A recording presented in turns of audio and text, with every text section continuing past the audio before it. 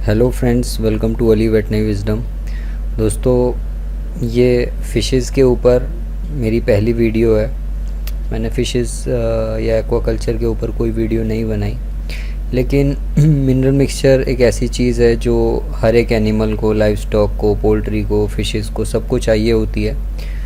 तो और इसे बनाना भी आसान होता है। अगर आप चाहें अपने आप बनाना तो बना भी सकते हैं। कैटल का मैंने मिनरल मिक्सचर का वीडियो बनाया था। उस फार्मूले से कई लोगों ने अपने मिनरल मिक्सचर बनाए और बहुत फ़ायदेमंद भी रहा, कॉस्ट कटिंग भी हुई उससे। तो यहाँ पर भी मिनरल की क्या रिक्वायरमेंट रहती हैं फ़िशेज़ में, और कई सारे मतलब भ्रम भी हैं इससे लेके ना, मिनरल न्यूट्रिशन को लेके। जैसे कैल्शियम बहुत इम्पॉर्टेंट है, मान लीजिए ब्रॉयलर में या लेयर फार्मिंग में या मिल्किंग काउज़ के लिए।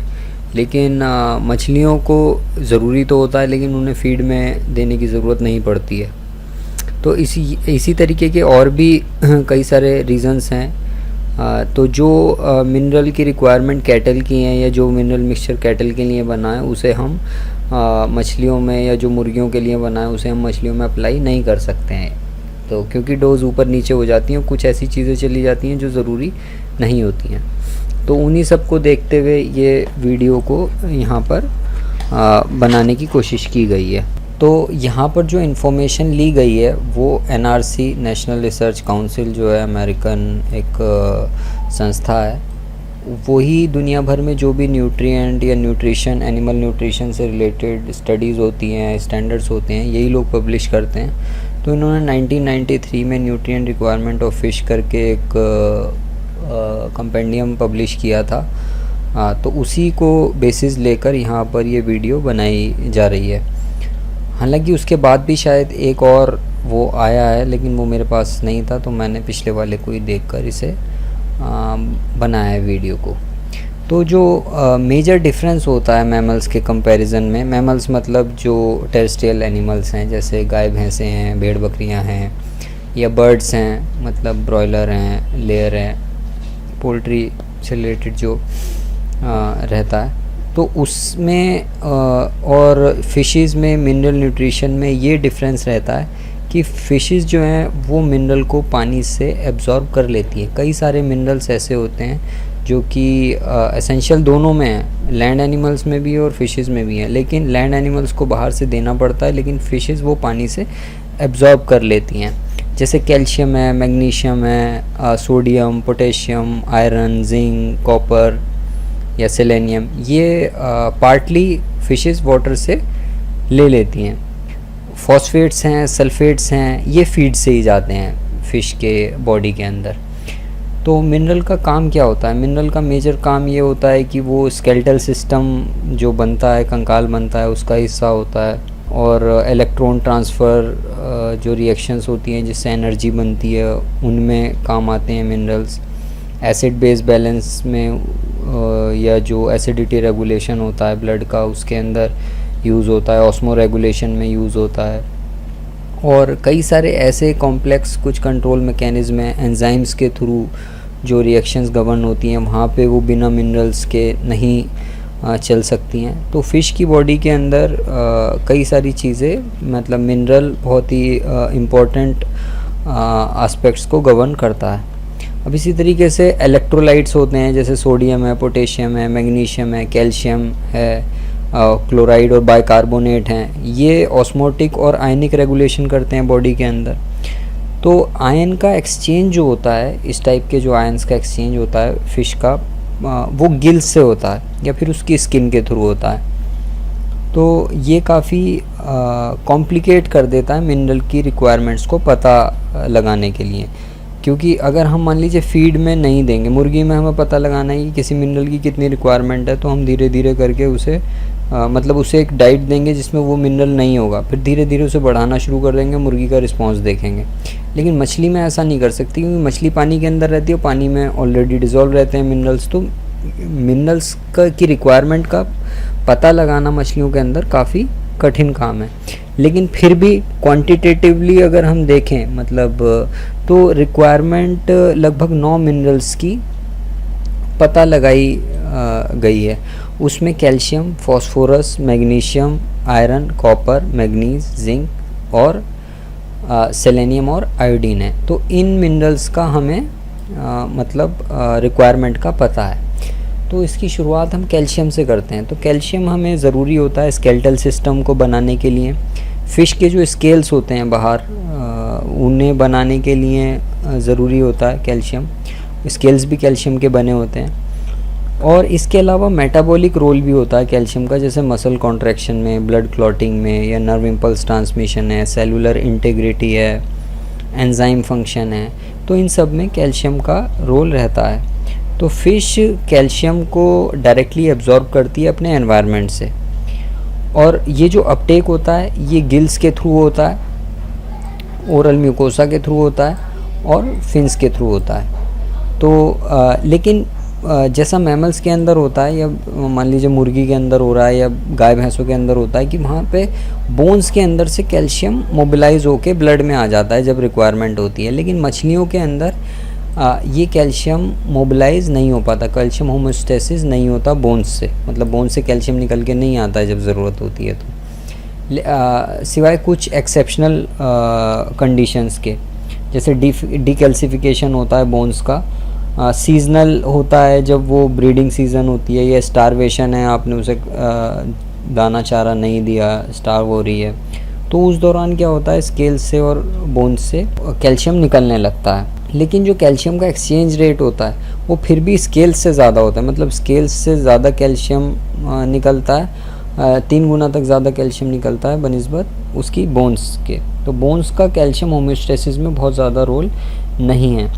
कैल्शियम की जो रिक्वायरमेंट रहती है वो डिफरेंट स्पीशीज़ में डिफरेंट है। अब क्योंकि जब पानी से ये रिक्वायरमेंट पूरी हो रही है तो उसका कोई बहुत ज़्यादा पता लगाने का मतलब नहीं बैठता है।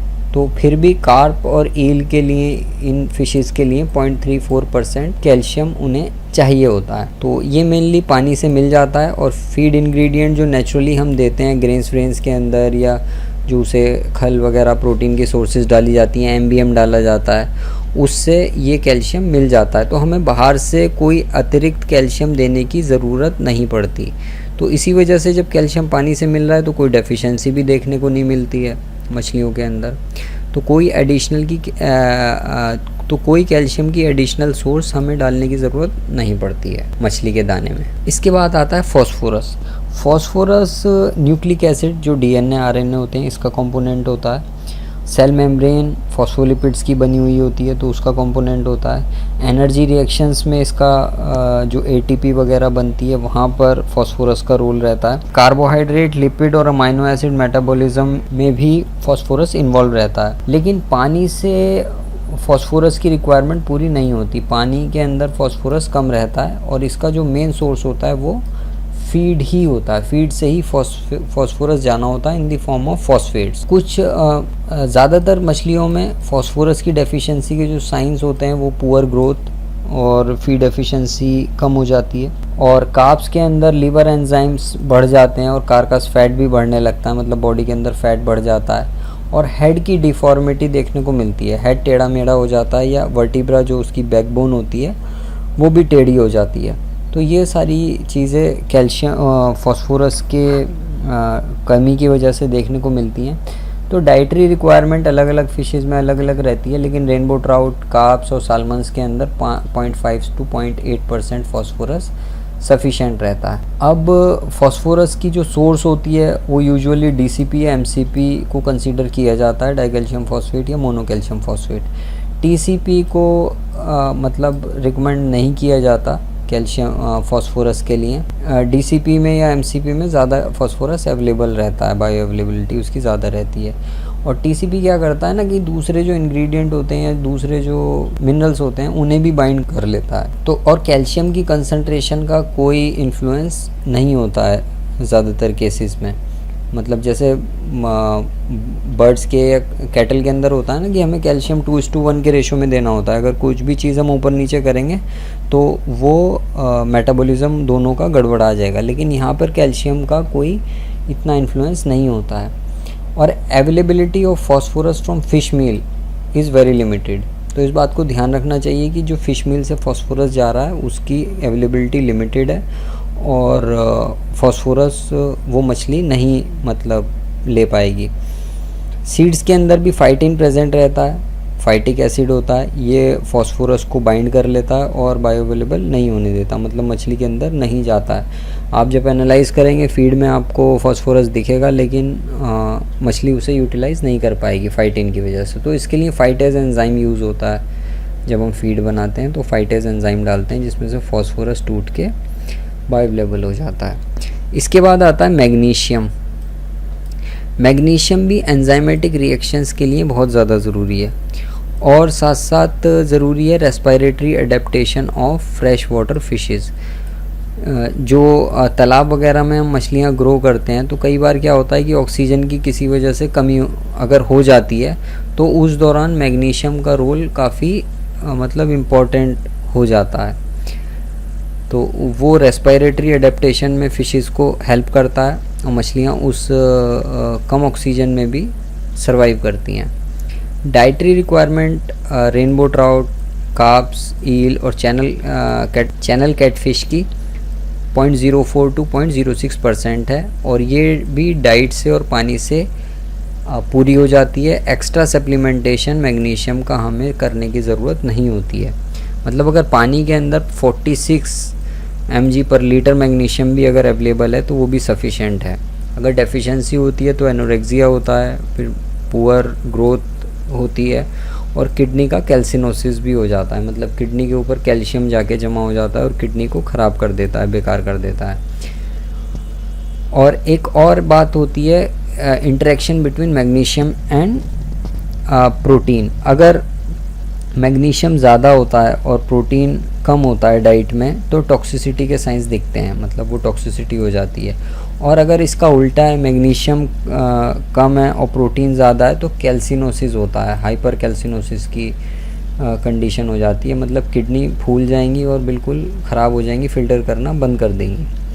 तो वो पानी से पूरा ही हो जाता है। तो डाइट में अगर नहीं भी देंगे आप अलग से, सप्लीमेंट नहीं करेंगे, तो कोई फ़र्क नहीं पड़ेगा। फिर पोटेशियम, सोडियम और क्लोरीन की बारी आती है।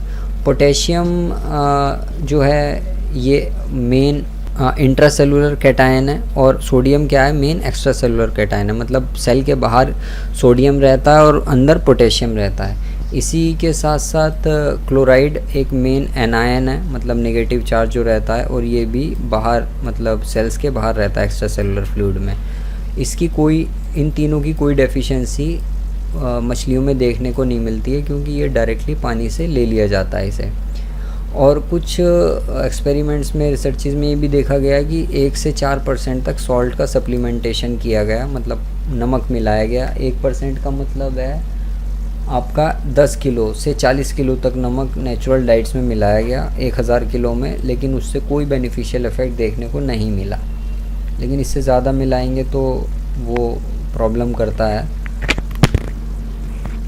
ग्रोथ वगैरह कम कर देता है। तो नमक मिलाने की ज़रूरत नहीं होती है, लेकिन कुछ लोग मिला देते हैं जस्ट अपनी तसल्ली के लिए। तो नमक की और सोडे वगैरह की मछलियों के दाने में कोई ज़रूरत नहीं होती है एज सच, क्योंकि सोडियम, पोटेशियम, क्लोराइड सब ये पूरा हो जाता है पानी से। इसके बाद आता है आयरन। अब आयरन जो हीमोग्लोबिन होता है, एक तो खून का एक बहुत इंपॉर्टेंट पार्ट है, और इसके अलावा ETS एंजाइम सिस्टम होता है, इलेक्ट्रॉन ट्रांसपोर्ट चेन, जहाँ पे एनर्जी बनती है बॉडी के लिए। सेल के अंदर माइटोकॉन्ड्रिया होते हैं, माइटोकॉन्ड्रिया में ETS सिस्टम चलता है। तो उनके एंजाइम जो होते हैं, साइटोक्रोम ऑक्सीडेज, कैटालेज, परऑक्सीडेज, इन सब का इम्पॉर्टेंट कॉन्स्टिट्यूएंट होता है और एनर्जी जनरेशन में भी हेल्प करता है। फीड इसका मेजर सोर्स है, ये पानी के अंदर अवेलेबल नहीं होता है, इसकी कंसंट्रेशन बहुत लो होती है, और फीड से ही आयरन दिया जाता है। तो मिनरल मिक्सचर जो भी बनता है या बनाते हैं, उसमें आयरन को कंसीडर किया जाता है। तो आयरन मिलाया जाता है in the form of ferrous sulphate, ferrous fumarate, या कुछ भी जो भी आपके पास अवेलेबल है। इसकी रिक्वायरमेंट लगभग 30 मिलीग्राम कैटफिश के अंदर, सालमन के अंदर 60 मिलीग्राम, कार्प्स के अंदर 150 मिलीग्राम और ईल के अंदर 170 मिलीग्राम पर केजी ऑफ दी डाइट होती है। MBM या ब्लड मील के अंदर से आयरन मिल जाता है कुछ हद तक। बाकी अगर आयरन की कमी हो तो एनीमिया हो जाता है, येलो वाइट लीवर की प्रॉब्लम होगी, और लेकिन ग्रोथ पे बहुत ज़्यादा फ़र्क देखने को नहीं मिलता है एकदम से। टॉक्सिसिटी इसकी हो जाती है अगर आप इसे बहुत हाई डोज में दें, मतलब 1380 mg/kg ऑफ डाइट के हिसाब से देंगे तो टॉक्सिसिटी हो जाती है आयरन की। इसके बाद कॉपर भी ऐसे ही एंजाइम्स का पार्ट रहता है, और ये भी ETS का सिस्टम का पार्ट है, और SOD एक एंटीऑक्सीडेंट सिस्टम होता है, सुपर ऑक्साइड डिस्म्यूटेज, उसका पार्ट रहता है। टायरोसाइनेज मेलानिन जो बनता है, पिगमेंट्स जो बनते हैं बॉडी के अंदर, उस के लिए टायरोसाइनेज इम्पॉर्टेंट रहता है उसकी रिएक्शंस में। रेनबो ट्राउट और कार्प्स के अंदर 3 mg/kg डाइट की ज़रूरत होती है, कैटफिश साल्मन के अंदर 5 mg/kg ऑफ डाइट। तो कॉपर की रिक्वायरमेंट बहुत ज़्यादा मछलियों को नहीं है, और कॉपर अगर आप पानी के अंदर मिलाते हैं और इसकी कंसंट्रेशन 0.8 से 1 mg/L से ज़्यादा हो जाती है तो ये काफ़ी टॉक्सिक हो जाता है। तो कॉपर एब्जॉर्ब तो हो जाता है पानी से, मछलियाँ एब्जॉर्ब कर लेती हैं, लेकिन ये बहुत ही क्रिटिकल इसकी सिचुएशन होती है। अगर 1 mg से भी ज़्यादा हो गया, पर लीटर से ज़्यादा हो गया कॉपर, तो वो मछलियों के लिए टॉक्सिक हो जाता है। तो ज़रूरी यही होता है कि हम उसे फीड से दें। फीड के अंदर ये मतलब इसे बहुत टॉलरेट कर लेता है, 750 mg/kg तक भी अगर आप देंगे तो फीड के अंदर से टॉक्सिसिटी नहीं होगी, लेकिन पानी के अंदर अगर होगा तो वहाँ से टॉक्सिसिटी उसमें हो जाती है। जिंक भी इसी तरीके से मेटेलो एंजाइम्स का एक हिस्सा रहता है। 70 सिस्टम्स हैं जिनके अंदर जिंक का यूज़ होता है। इसे पानी से ले लिया जाता है, मतलब पानी से भी ले लेती है मछली, और फीड में भी हम देते हैं। तो रिक्वायरमेंट रेनबो ट्राउट और कार्प्स की लगभग 15 से 30 mg/kg ऑफ डाइट होती है। फाइटिन आपको बताया था, फाइटिक एसिड होता है जो कि फॉस्फोरस और अलग अलग मतलब केमिकल का एक कॉम्प्लेक्स होता है। ये जिंक को बाइंड कर लेता है। जब जिंक बाइंड हो जाता है तो फिर ब्लड में एब्जॉर्ब नहीं हो पाता, तो कंपनसेशन के लिए हमें थोड़ी सी जिंक की मात्रा बढ़ानी पड़ती है अगर फाइटिक एसिड या इसकी प्रॉब्लम है। हालांकि जब फाइटेज यूज़ किया जाता है, अब तो बिना फाइटेज के कोई फीड बनता नहीं है, तो जिंक के मतलब अवेलेबिलिटी में कोई कमी नहीं आती, क्योंकि फाइटिक एसिड या फाइटिन टूट जाता है और जितने मिनरल्स होते हैं वो रिलीज़ हो जाते हैं। रेनबो ट्राउट लगभग 1.9 g/kg तक इसे टॉलरेट कर सकती है, मतलब 1900 मिलीग्राम तक टॉलरेट कर लिया जाता है, और रिक्वायरमेंट कितनी है 15 से 30 mg। अगर नहीं देते हैं तो ग्रोथ सेपरेशन होती है, मोर्टलिटी होती है, लेंस कैटरैक्ट्स होते हैं, और एक इम्पॉर्टेंट बात होती है फिन और स्किन इरोजन्स, मतलब ये चीज़ें गलने लगती हैं, खाल पे मतलब दिखता है और फिन्स में भी दिखता है। तो ये जिंक के बारे में था। इसी तरीके से मैग्नीज़ है, वो भी SOD सुपर ऑक्साइड डिस्म्यूटेज का कंपोनेंट होता है और पानी से एब्जॉर्ब हो जाता है, लेकिन फीड से ज़्यादा एफिशिएंटली एब्जॉर्ब होता है। रेनबो ट्राउट और कार्प्स के अंदर इसकी रिक्वायरमेंट रहती है 13 mg/kg बॉडी वेट, और डेफिशिएंसी हो जाती है इसकी अगर, तो स्केलेटल एबनॉर्मलिटीज़ देखने को मिलती हैं। ये इम्पॉर्टेंट मतलब एक पॉइंट है, अगर स्केलेटल एबनॉर्मलिटी दिख रही है तो इसका मतलब मिनरल डेफिशिएंसी हो सकती है, और ख़ासकर मैग्नीज़ की। सिलेनियम एंटीऑक्सीडेंट सिस्टम का पार्ट है, ग्लूटाथियोन पर ऑक्सीडेज एंजाइम बनाता है, और विटामिन ई के साथ ये सिनर्जिस्टिक होके काम करता है। सिनर्जिज्म का मतलब है 1 और 1 11। तो ग्लूटाथियोन पर ऑक्सीडेज सिलेनियम से बनता है और वो विटामिन ई के साथ मिलके काम करता है। रिक्वायरमेंट इसकी लगभग 150 से 180 माइक्रोग्राम तक रहती है, या 0.15 to 0.18 mg/kg के हिसाब से। आयोडीन एसेंशियल है थायराइड हार्मोन्स के लिए, थायरोक्सिन के लिए, वो सब आपको पता ही है। इस वजह से ही अगर इसकी कमी होती है तो ग्रोथ पे बहुत बुरा असर देखने को मिलता है। लेकिन मिनिमम रिक्वायरमेंट इसकी एस्टेब्लिश नहीं है, मतलब बुक में नहीं दी हुई थी NRC के अकॉर्डिंग, लेकिन और जगहों पर और रिसर्चेज में थोड़ा इसके बारे में है। तो लगभग जितना सेलेनियम का रहता है इससे थोड़ा सा ज़्यादा, मतलब 0.3 mg तक हम इसे यूज़ करते हैं, मतलब मिनरल मिक्सचर में ये होना चाहिए। अब नट शेल में अगर हम देखें तो मिनरल कितना मतलब देना चाहिए फीड के अंदर, एक प्रैक्टिकल बात।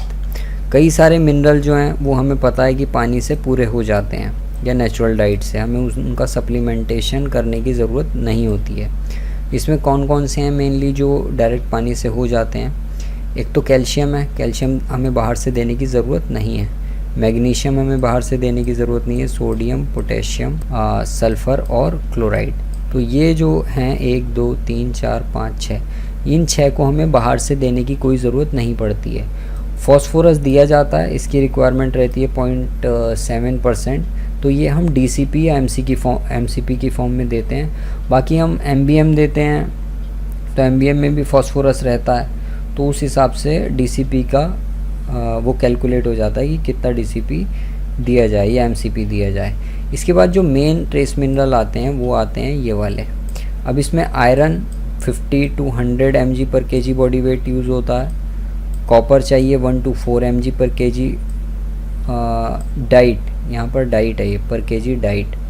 मैग्नीज 10 to 13 mg पर kg डाइट, और जिंक 100 mg पर kg डाइट, और आयोडीन, सेलेनियम, कोबाल्ट ये काफ़ी कम मात्रा में यूज़ होते हैं, 0.3, 0.15 और 0.3 mg पर kg ऑफ डाइट। अब मिनरल के अंदर इनकी कौन से मिनरल यूज़ करने चाहिए, मिनरल की सोर्स क्या रहती है? आयरन के लिए हम फेरस सल्फेट यूज़ करते हैं, कोबाल्ट के लिए कोबाल्ट सल्फेट, कॉपर के लिए कॉपर सल्फेट, आयोडीन के लिए पोटेशियम आयोडाइड, मैग्नीज के लिए मैग्नीज सल्फेट, जिंक के लिए जिंक ऑक्साइड, और सेलेनियम के लिए सोडियम सेलेनाइड। अब इन सॉल्ट्स के अंदर इन मिनरल की कंसंट्रेशन इस परसेंट में होती है।